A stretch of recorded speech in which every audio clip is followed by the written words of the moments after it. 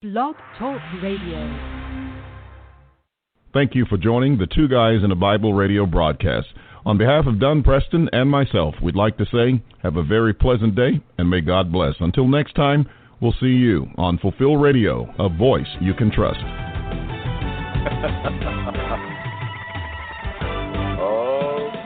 Okay. Hello there? Hello. I don't know what happened. Hello. I don't know what happened to our intro audio today, but I'm sure it had something to do with the technician. At any rate, we are here, and I apologize for being a little bit late getting in. My watch is going bad, and because it still has before 6 o'clock, so I'm going to have to trash it and get me another one. This is not working, and they've made these things today. You can always use your phone, William. Well, you know, that would be too much like right, as they say. But I was looking at my watch and thinking that, okay, you got 5 minutes, and so everything would be fine. But anyway, there we go. Well, anyway, Dr. Dunn, how are you today? Oh, I'm doing absolutely fantastic, William. It's, it's shaping up to be an absolutely busy week. I'm very, very excited. Friday afternoon, about 3 o'clock my time, I'll be having a Zoom meeting with a gentleman from Great Britain. Oh, that's good. He calls himself now a former dispensationalist. He said that was his tradition and belief. But evidently, due to his own study, he decided, and he came to the conclusion that was not exactly right after all. And so he began to do some investigation. And since access to the internet, like everyone does, he decided that he was going to do some interviews with, and this is his terminology, not mine, but with some of the top scholars, men that he respected the most for their eschatological views. So he has been reaching out to a number of different scholars. He's had Zoom meetings with several different scholars, and lo and behold, he reached out to me. I guess maybe that's because of my presence on YouTube, but whatever the reason, he reached out to me and asked if I would be willing to do a Zoom meeting. And I said, well, I'd be more than happy to. I said, you do understand that I'm a preterist, don't you? Because everyone that he had on the program so far was either a dispensationalist, an amillennialist, or a postmillennialist.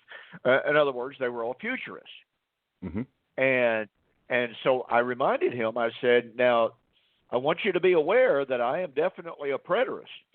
And he wrote back and he said, oh, I'm very, very well aware of that.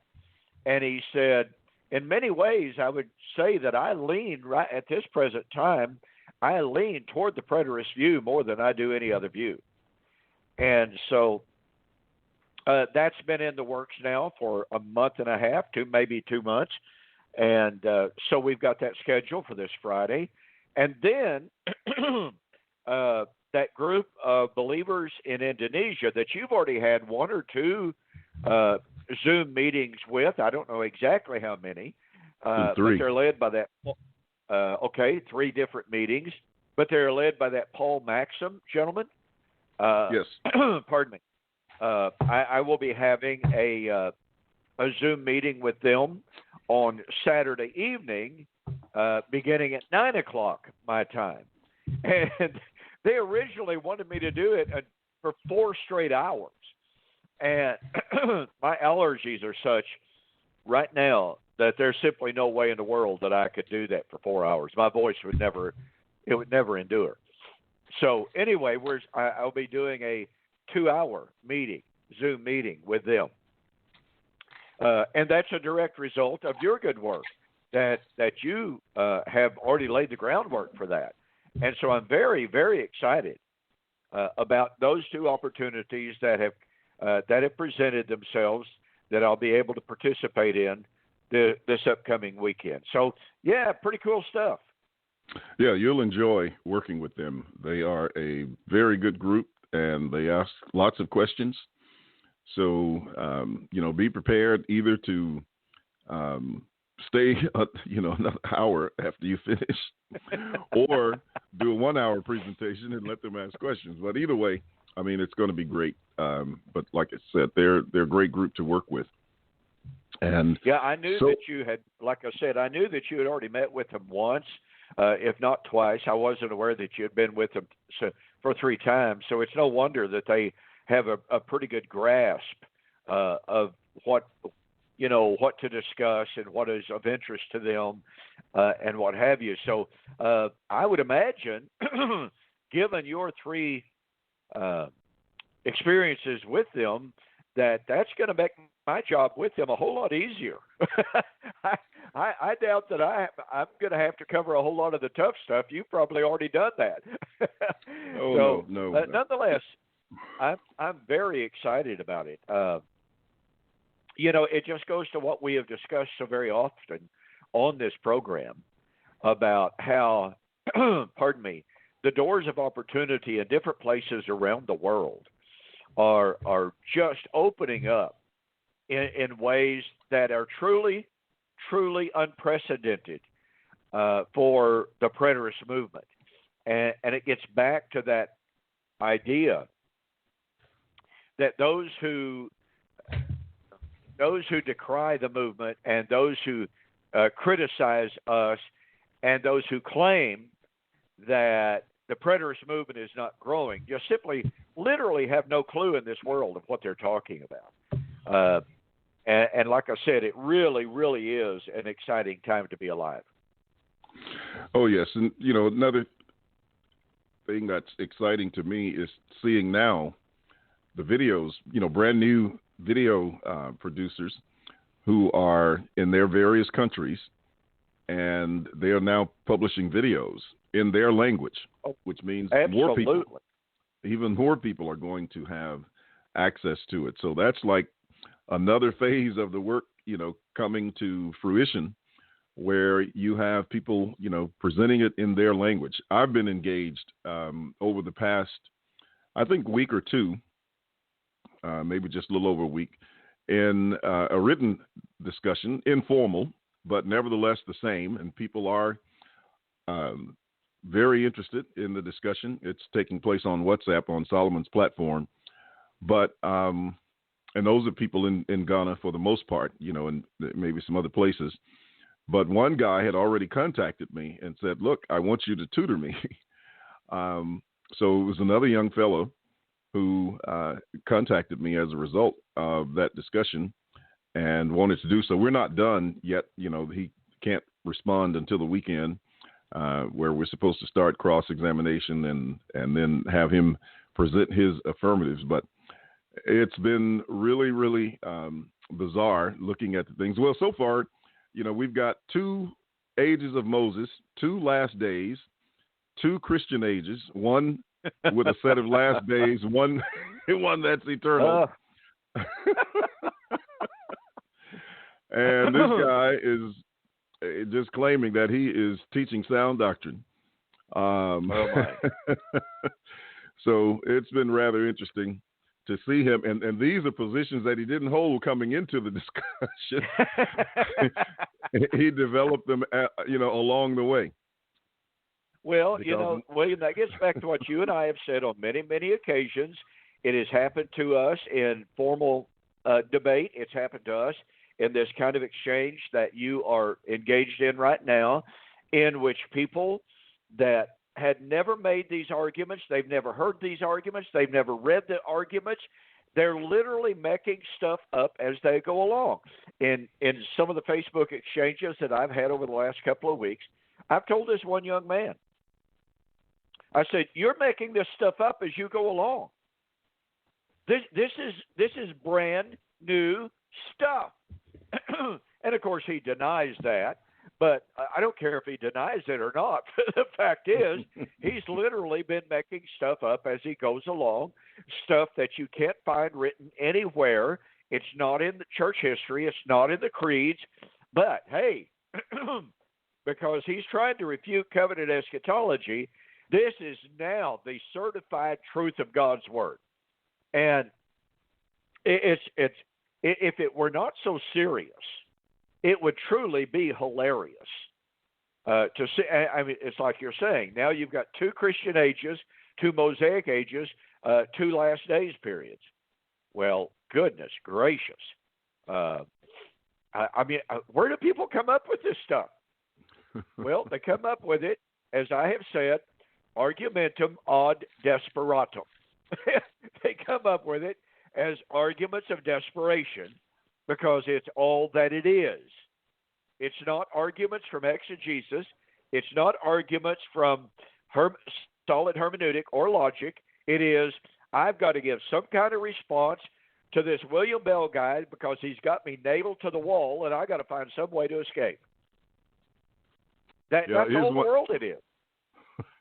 Absolutely. Here's one that I know you'll appreciate. We got to Isaiah 65. Of course, he argues that that's 2 new heavens and earth. We got 2 of those too. But at any rate, he argued that the curse, or those who would leave their name as a curse, he argued that was Acts 11:26 with the new name being given.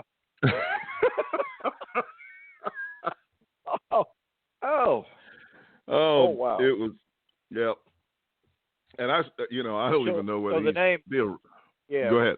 So the name Christian is a curse. Exactly. And, wow. Yep. So it's things like that are going on in that discussion. Well, I remember when Brother Wayne Jackson was still alive years and years and years ago, and for those of you who may not possibly have known this, Brother Wayne Jackson passed away just recently. But Wayne Jackson said years and years ago, and I think he said it to Jack Scott, if I'm not mistaken, originally. But he said, the one thing that I dread more than anything else when I'm in a public debate is for a guy to get up there and just ramble almost incoherently for 30 minutes. He doesn't make a single logical syllogistic argument. He doesn't make one argument that's connected to anything else. And he closes out and says, there, prove that wrong. Yeah, and that's about what we got here. Yeah. And Wayne Jackson said, you're sitting there going, prove what wrong? What did you say that is an actual argument? And so, yes, that's exactly what you're facing there.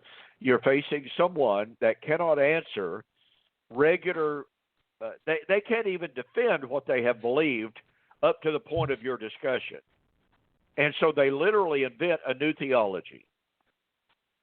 Yeah, and speaking go ahead. I was just going to say, speaking of Wayne Jackson, he's quoted him a couple of times in the discussion. Oh, my. Even on the New Heavens and Earth.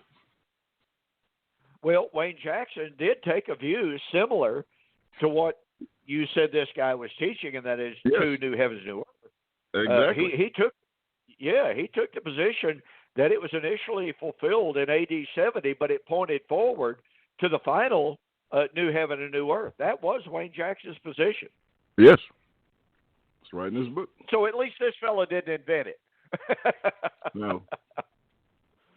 Oh, my goodness. It doesn't make it any more valid. It doesn't make it any more of a sound argument to say that Wayne Jackson took it. I mean, Wayne Jackson made some really, really desperate arguments down through the years as he tried to refute covenant eschatology.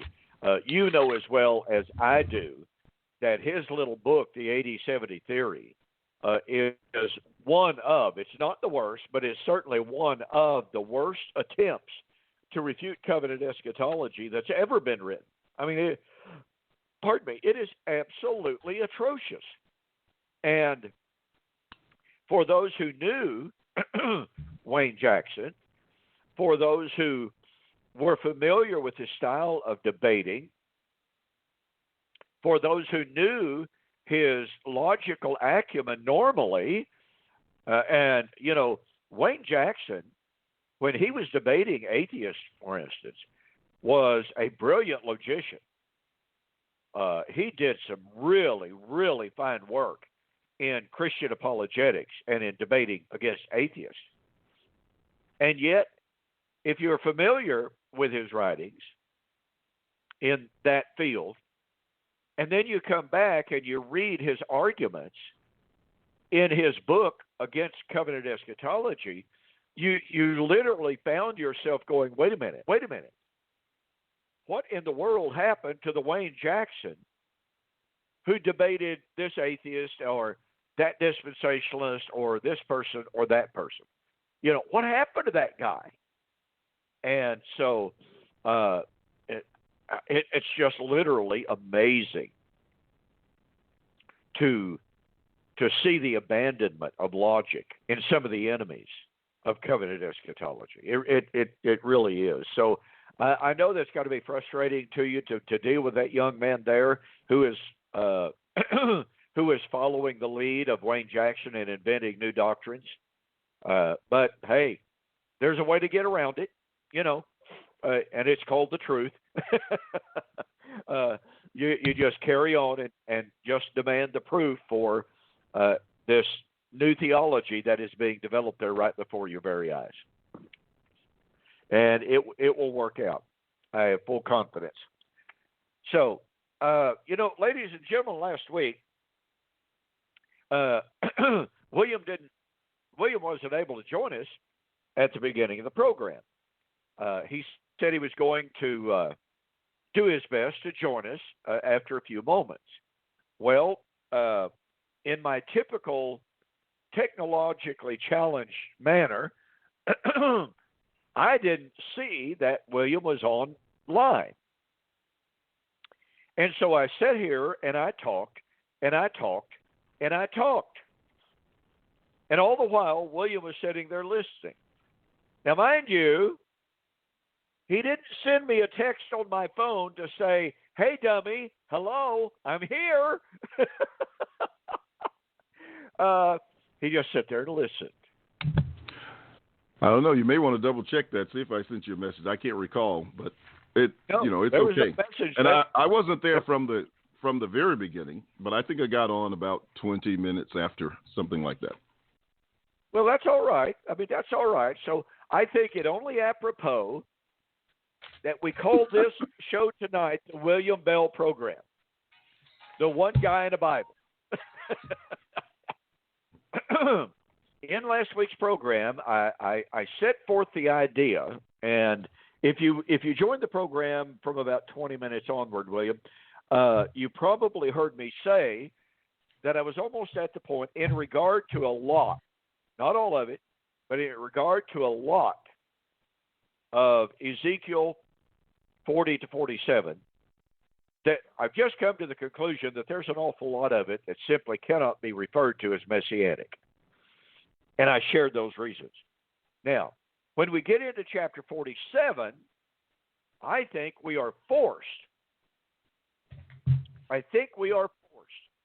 to take the position that at least chapter 47 is most assuredly Messianic, because the book of Revelation applies the river of life in Ezekiel 47 to what was about to take place in the fulfillment of the coming of the New Jerusalem in Revelation chapter 22.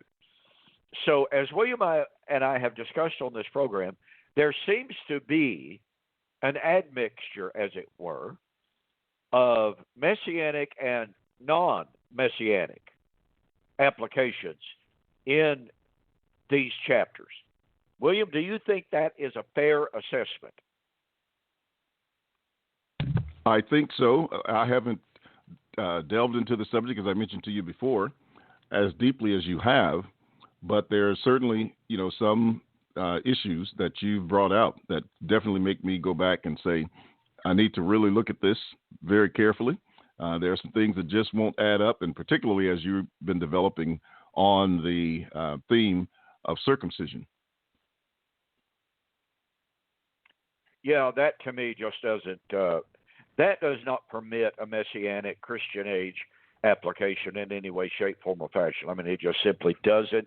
It violates the gospel of Christ. It violates everything that Paul said in Ephesians and Colossians and First Corinthians.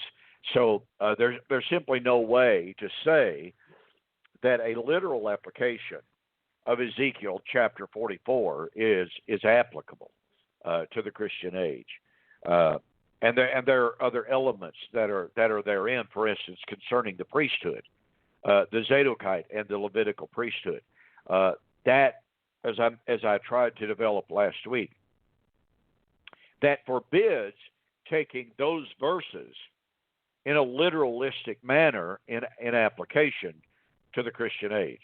I'm sorry, it just doesn't work, because if you have a literal application of a literal Levitical priesthood, then that excludes all others, and yet the New Testament is very, very clear that all believers are priests. All believers offer sacrifices to God now, which are acceptable to God by faith, having nothing to do with lineage, having nothing to do with bloodline, having nothing to do with family. And so there are all of these different elements. And I mentioned on the program, and I still haven't done it, I've got to do this, but there is a Jewish rabbi, a modern Jewish rabbi, who has written a book on the temple of Ezekiel 40 to 47, claiming that he's got it all worked out. And, of course, keeping in mind, he is a modern Jewish conservative rabbi. He rejects the Messiah as Jesus. And, by the way, a little bit of a digression. Just over the last week or so, there's been an increase of videos by Jewish rabbis seeking to explain why Jesus is not the Messiah and explaining why Jews do not accept Jesus. I had not seen that many videos before, and I must confess, I haven't made it a practice of watching a tremendous amount of YouTube videos, but I've discovered this, this constant chain of YouTube videos, and again, included in them are all of these videos by Jewish rabbis explaining why they don't believe in Jesus. And then, beginning about 2 or 3 days ago, we've got a whole series of videos by Mormon apologists trying to explain and trying to justify belief in the Book of Mormon. And, boy, I couldn't help but answer a bunch of those. I mean, those are just how anyone, and I mean, no disrespect. I've known an awful lot of Mormon people in my life. I've engaged in those discussions, in countless discussions with Mormons, and I've studied with the Mormon, quote, elders, unquote, and a matter of fact, I'll tell this little quick anecdote. When I lived at Shawnee some years ago, there was a Mormon, quote, temple just down the street from me, one of their halls. And when I very first moved in, they would hit my house. 2 elders would knock on the door, and I always invited them in, naturally. And I always said, now, I will invite you in on the condition that you will promise to study with me for at least 6 weeks. And they would, they kind of look at each other initially. Wow, okay. But they would admit to that, and they would agree to that. And I never had a set of elders fulfill their promise. After 3 to 4 weeks, they left. They abandoned the studies. And, I mean, when I would contact them, well, it just wasn't profitable to study with you anymore. Well, you gave me your word. Yeah, but we don't have to give you a word. And the trouble of it is, I made them give me their word based upon their testimony that Joseph Smith is a prophet of God. And so that really put them in a bind. Because when a Mormon gives you his testimony based upon, gives you his word based upon his testimony that Joseph Smith is a prophet of God, then guess what? That's the most binding oath that they could give, supposedly. But they would break their oath every single time and not study with me. So anyway, that's what's been going on Facebook to a certain extent. But I've got to get that book by that Jewish rabbi in which he supposedly sets out to prove that we're still waiting on that literal physical temple as predicted and prophesied in Ezekiel 40 through 47. So I hope to get that. I hope it's not one of those books that, winds up, they want $200 or $300 for it.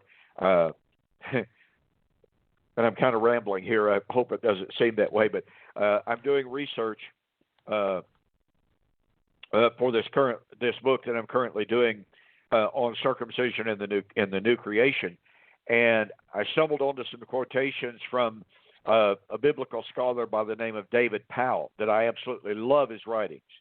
And folks, if you don't have the new Exodus or the new Isaianic Exodus in the book of Acts, by all means, find a copy, buy a copy, read the book. It is absolutely outstanding. But anyway, he wrote a commentary on Colossians. And I read where it was cited, so I get on eBay, to find a copy of it. And the very cheapest copy that I could find was $232. So I won't be ordering a copy of that book. But that's the way that goes. And by the way, William, I won't be ordering an extra copy to send to you either. Well, I'm just going to wait until you order two and then send me one. Yeah. See, folks, that's kind of a running joke with William and me because I don't know how many books that I've ordered. I've forgotten that I ordered it. I would order another copy at a different time. I would find the initial copy in my library, and so I would send the extra copy to William as a Christmas gift or whatever. So William's got a bunch of books that I've sent to him because my mind failed me did not remind me that I had already ordered that book. So it's kind of a running joke between us. Okay. Well, we go back to back to Ezekiel, and when we come to this chapter of chapter 45, there's so much stuff there. And William, this gets into some of the things that you and I have studied in regard to Christology.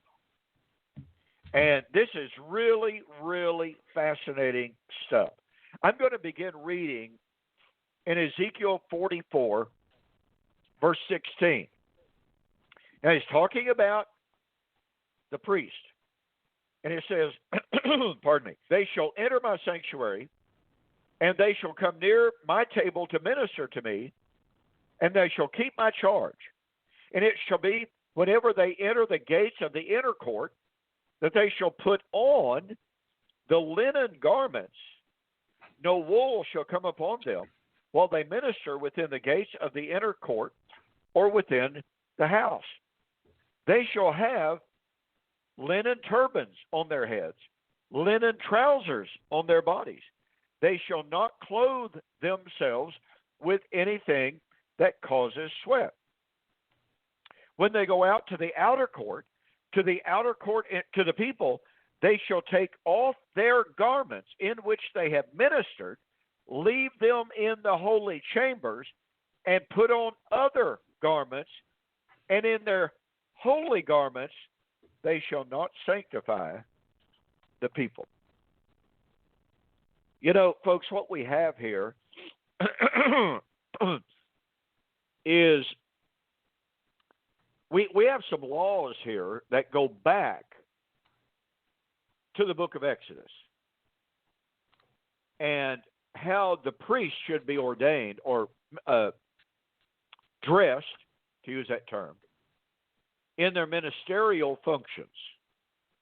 Now, here's something that's absolutely fascinating to me. And that is that the normal priestly garments were incredibly ornate, decorative, expensive. And the ephod that they wore, the turban that they wore, the garments that they wore, according to Josephus, according to Edersheim, represented the colors of their garments, represented their humanity. They had red and purple and blue and what have you. Those colors represented the basic elements of natural creation, of material creation. And so, as many scholars have pointed out, and William, I just went, Margaret, what's her name?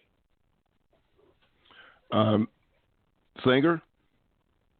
Huh? Oh, no. You're talking about Margaret, the one who does the research on the temple. Yes. What is her name? Have we both gone braid dead at the same time? Hang on, what, babe? Hang on a moment. What? Margaret Barker, my wife said Barker, yes. Margaret Barker. Oh, now she's in here gloating, William. Because neither you or I could remember that it was Margaret Barker, and my wife got it. So now she's going to gloat over that for the next 3 days. There you go. Margaret Barker has done some of the most fantastic work.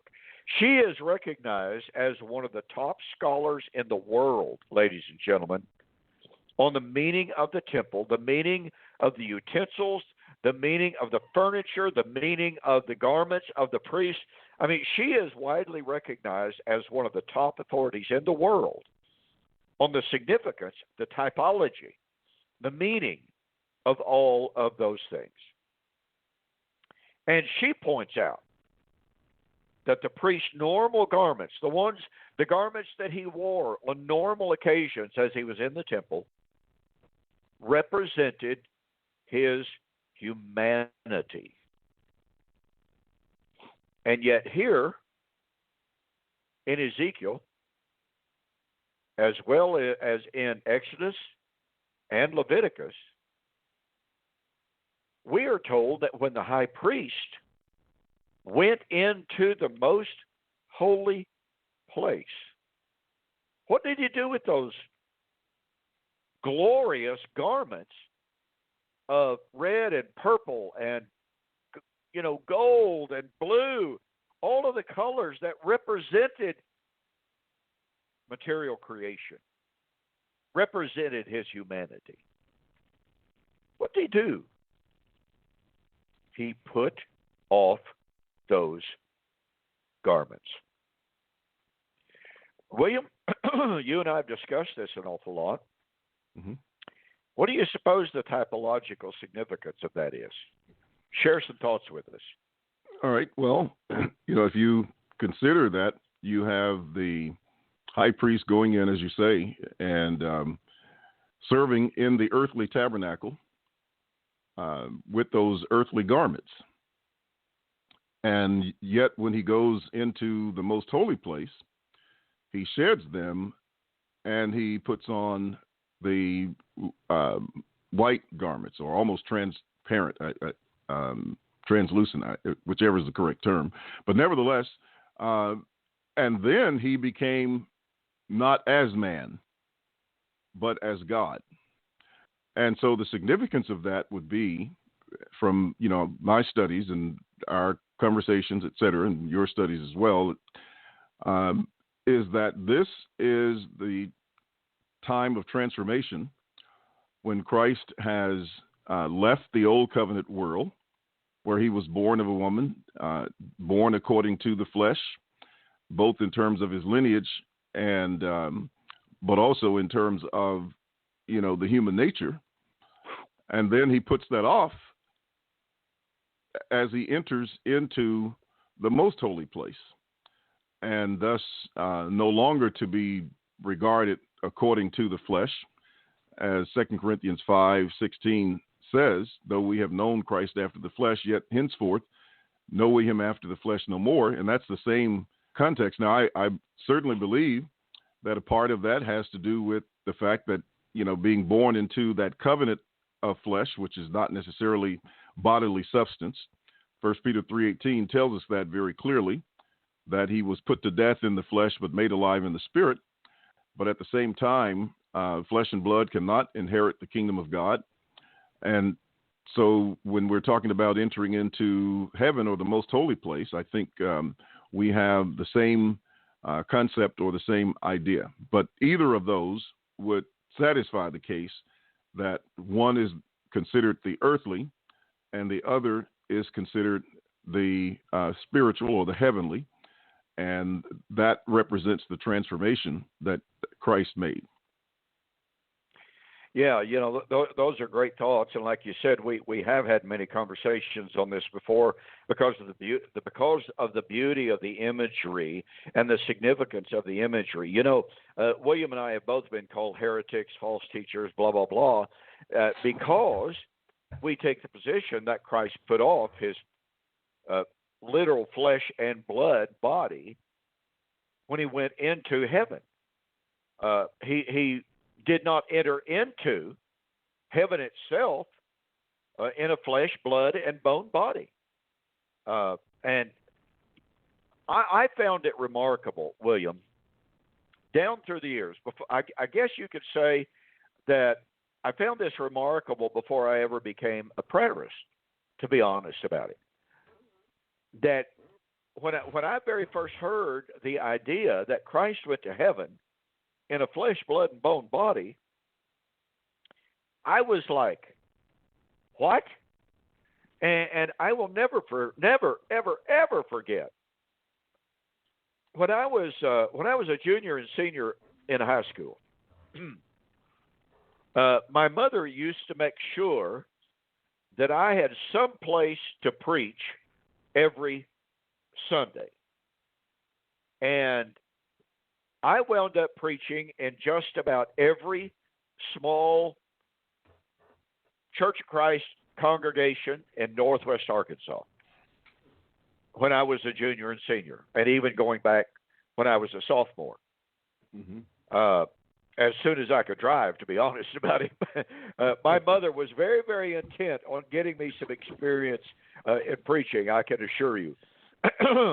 So anyway, I was preaching on a very regular basis. I was preaching at least twice a month, very often 3 times, at a little place called Evergreen, Arkansas. Country community, wonderful people by and large. And it was a congregation of about probably 100 people. On a good Sunday, we'd have 125. And anyway, I'll never forget one Sunday morning, I was preaching on resurrection. And I was going through 1 Corinthians 15. And I made the observation that, and remember, folks, I was the farthest thing, absolutely the farthest thing from a preterist at the time. I had never heard the word for sure, and probably wouldn't have known what the word meant had I heard it, and probably would have objected to it had I heard it. But nonetheless, here I was, undoubtedly not understanding even what I was saying. At that particular time, I had barely started my junior year, as I remember. And I was going through 1 Corinthians 15, and I just said there's an awful lot that we don't know about the resurrection. One thing that we do know is that it's not the resurrection of physical bodies. And I just, I went through the text that which you reap is not that which you sow. And I thought all I was doing was honoring the text. Well, I noticed as I was up there preaching, I noticed that one of the leading men of the congregation, just all of a sudden, he was immediately angry. I mean, his face got red. And he was sitting there, and I noticed a couple of other men of the congregation were looking and expressing the same nonverbal communication. And I thought to myself all the time I'm up there speaking, what in the world did I say? Well, I mean, immediately after services, he grabs me, takes me aside, and there's this group of 2 or 3 men. And he goes, young man, let me tell you, we really enjoy having you here speaking. You do a fine job for us. But this morning you were guilty of preaching false doctrine. I said, what? I said, what did I say? He goes, you said the resurrection was not a resurrection of physical bodies. I said, but brethren, isn't that what the text says? You don't reap what you sow. And he said, I'm not going to argue with you. You're preaching false doctrine. Our physical bodies are raised out of the grave. And I said, well brethren, I guess I said, I'm at a loss here. And of course, I used the term, flesh and blood shall not inherit the kingdom of heaven. And I said, brethren, can you explain this to me? And they just said, we're not discussing this with you. You're teaching false doctrine, and we're not going to have it. So don't ever say that from this pulpit again. Well, I don't remember how many more times I preached there after that, but I just thought to myself, why is it wrong to say what the Bible says? I mean, that really had a profound impact on me, that men who are the leaders of that congregation just got visibly angry at me stating what I understood the Bible to be saying so very clearly. And then when they challenged me on it, all I asked them to do was to explain the text to me, and they refused to even try. So like I said, it had quite a profound impact on me of thinking, okay, there's something wrong. And I don't think it's something wrong with me. But there's something wrong when they will not defend their views from the Bible. They will not explain why what I said was wrong. They just simply condemn me. There's something wrong here. And I don't think it's me. So that was kind of an interesting point. Now, mind you, I once again, I wasn't close to being a preterist. I was not expressing preterist sentiments and beliefs. I was just saying, we don't know a lot about resurrection. What we do know is it's not physical. And for that, boy, my goodness gracious, I got it. I really got it. And again, I wasn't even understanding what the text actually says, but I was reading something into it of biological bodies and saying and seeing with that eisegetic appeal to the text of saying, okay, it's biological bodies. That's what goes into the ground, but that's not what comes out. So again, I didn't have the truth of the text, but I was still closer than they were, at least in one sense. So anyway, that was an interesting experience in my young preaching life that gave me some insight into the power of tradition, into the power of presuppositional ideas. That was really, really disturbing to me.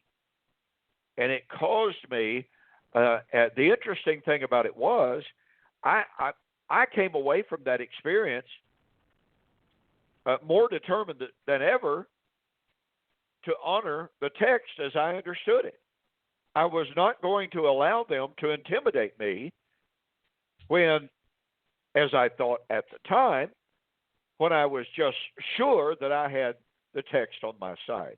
So it worked out to good to buttress and to fortify my courage in the face of opposition.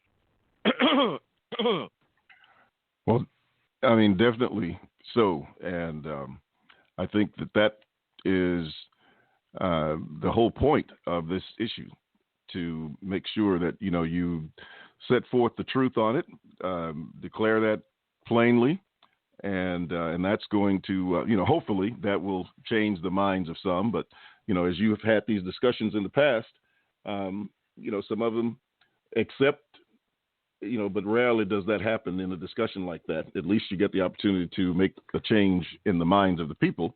But they do at least acknowledge that they have no answers for it along the way. Well, yeah, twice, as I shared there, twice I asked them to show to me what the text was truly saying if I was wrong, to demonstrate that it is physical resurrection. And they just told me they were not going to argue with me. They weren't going to try. They didn't have any obligation to try to try to demonstrate what the text actually said. I was just wrong because that's not what they had been taught. And that's troubling. Yeah, but that assumption of, physical resurrection is so strong in the minds of people. I mean, it's like there's nothing else that they could possibly see in the text. There's no other way. And, I'm thinking of even some classes that we've been teaching lately. But they just go to the text, assume that, and then argue from that particular point. It doesn't matter how many objections you raise to it, how many arguments you use to show that it could never be the case, and they just go on with the same arguments. Their minds don't open.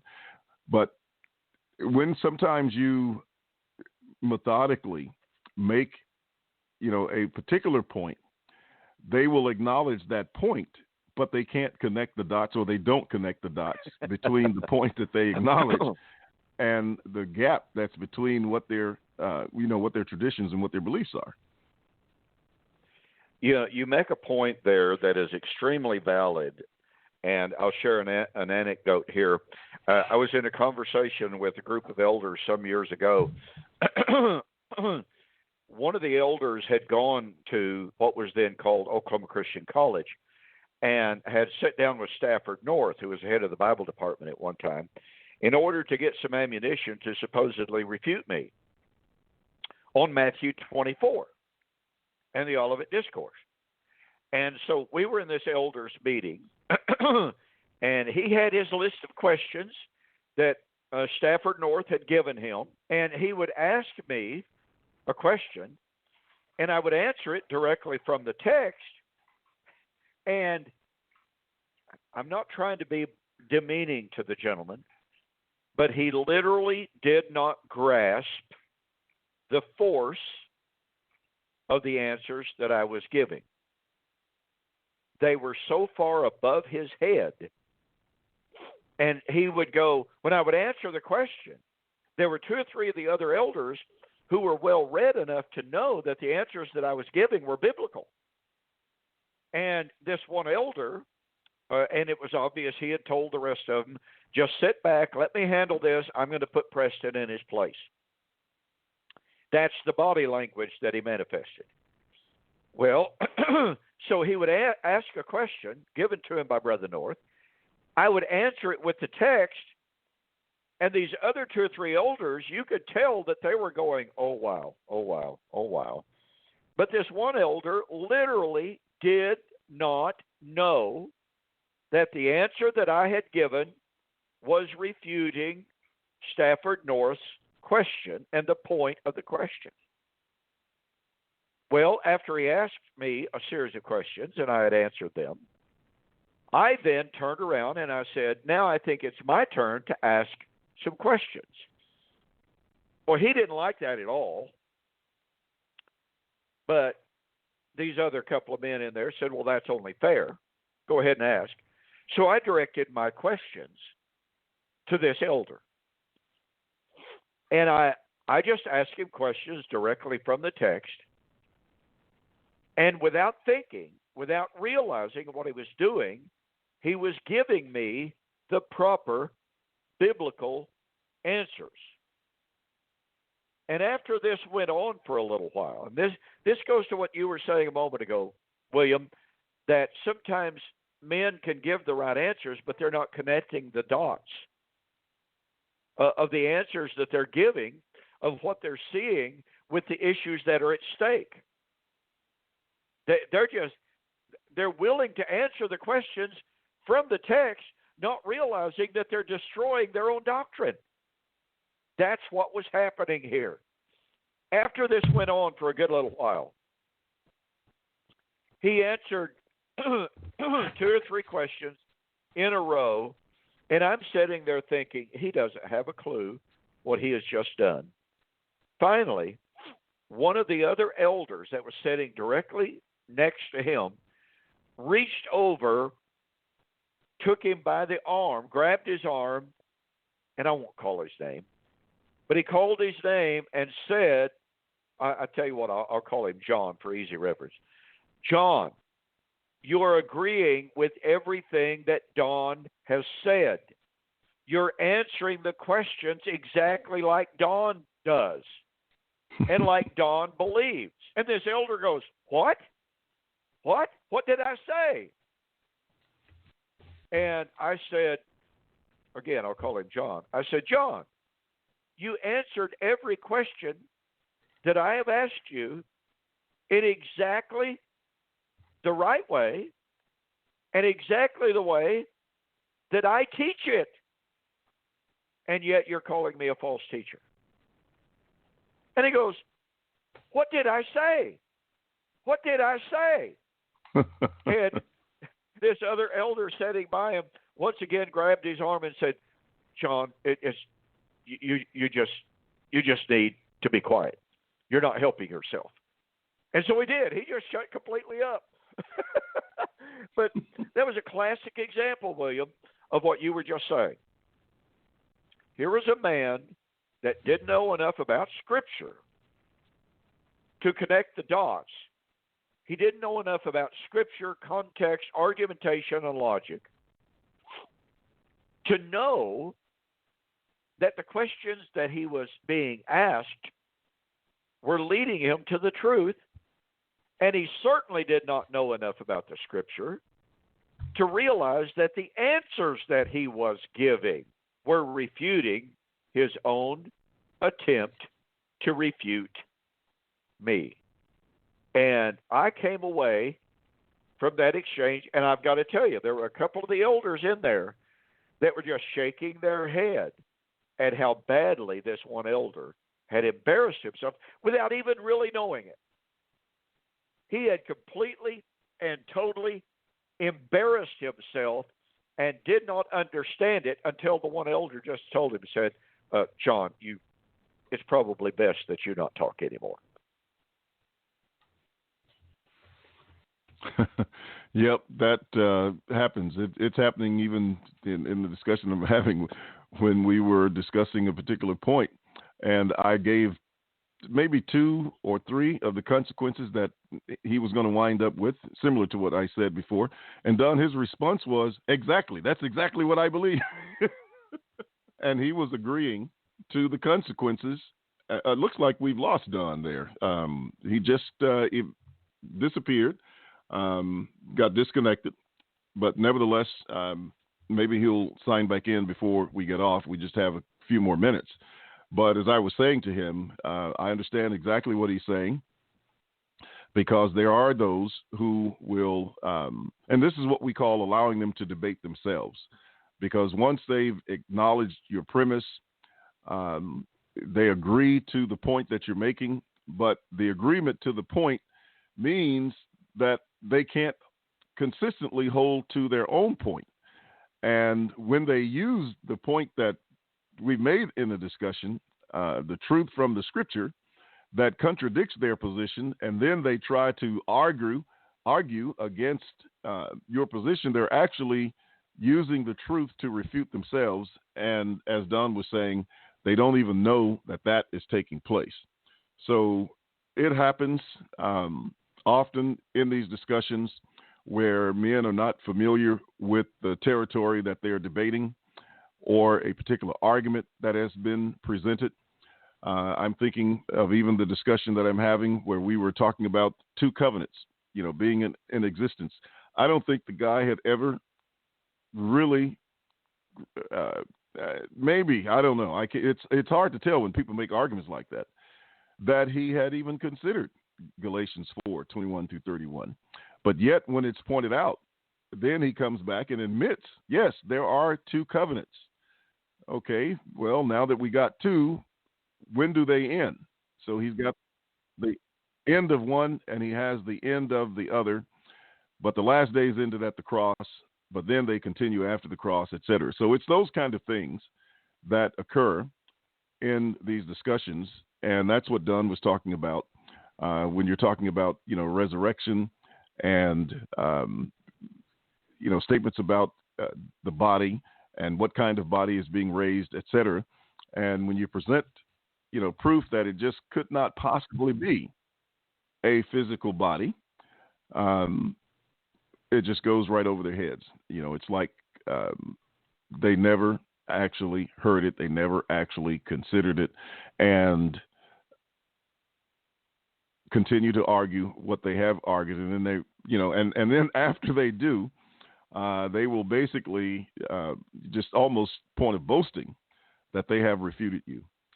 And so that's why in those types of situations, it's good to appeal to the audience and let the audience, make the contradictions, the points so clear to the audience that the audience basically gasps, so to speak, in their own mind and realizes what's going on. And when you can do that, that's the essence of getting the point across, because they're the ones who are really to decide from that point of view. Rarely is it the one who is debating that does that, unless they really have an honest heart and they will admit, yes, I see the truth of that and I will accept that. And here's what that means for my position. Even if they accept those things, sometimes they don't know what it means for their position. But ladies and gentlemen, we're out of time. Unfortunately, Dunn Preston was lost he got, just kicked off, his line dropped. And I don't know what caused that. It could have been some technical thing, or it could have been a break in his wireless or whatever that might have caused it. But nevertheless, we'll be back on next week for Two Guys in the Bible right here on Fulfill Radio.